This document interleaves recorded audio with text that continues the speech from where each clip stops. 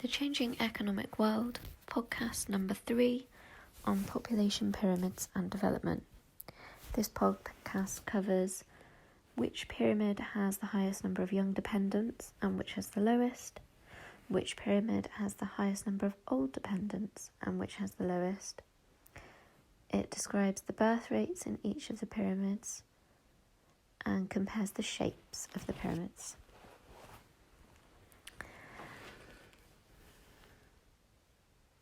Geographers don't only look at total population numbers, they also look at the structure of a population. This means thinking about how many babies are being born and how many people are dying, and the number of people in different age groups is changing. This is done using graphs called population pyramids. A population pyramid is a type of graph which shows the percentage or number of males and females in each age group. So, for example, how many people, male and female, are aged between 0 and 4 years, how many are aged between 5 and 9 years, and so on.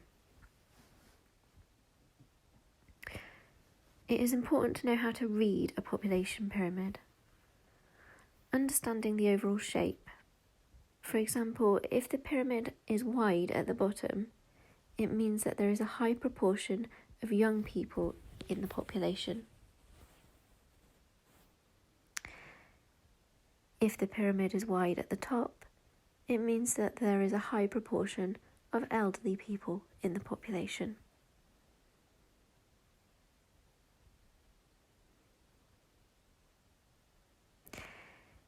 It's also important to look carefully at each individual bar in the pyramid. Shorter bars could indicate high death rates in those age groups, perhaps through a war or famine. Bars that are longer than surrounding bars could indicate migration movements of a particular gender or age group. Population pyramids are also used in conjunction with the dependency ratio. The dependency ratio is the proportion of people below and above normal working age.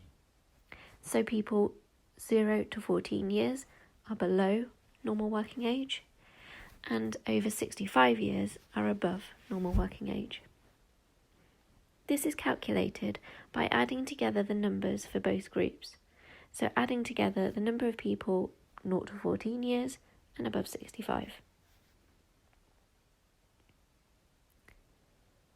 Then this number is divided by the number of people in the working population, so between 15 and 64 years, and multiply by 100. The lower the number, the greater the number of people who work and are less dependent.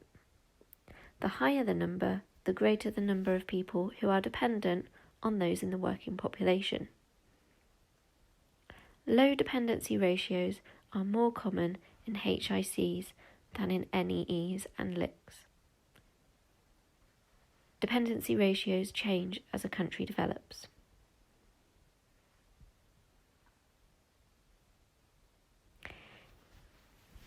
If you connect population pyramids to the demographic transition model, you'll roughly recognise the following shapes.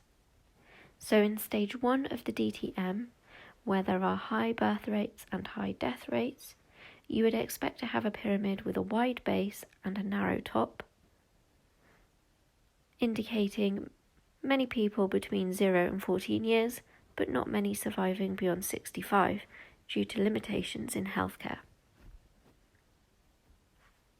By stage 2, the base is still wide as the birth rates are still high, but you will see a greater proportion of people above 65 years as the death rate decreases.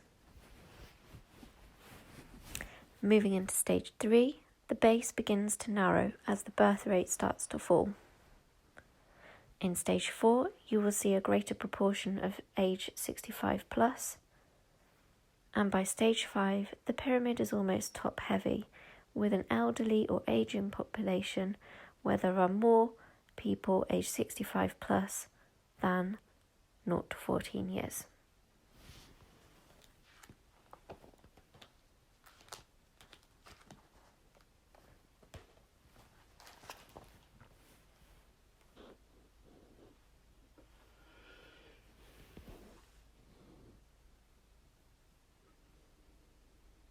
You may like to have a go at the following exam skill. Sketch and annotate a population pyramid for a HIC with a large number of economic migrants.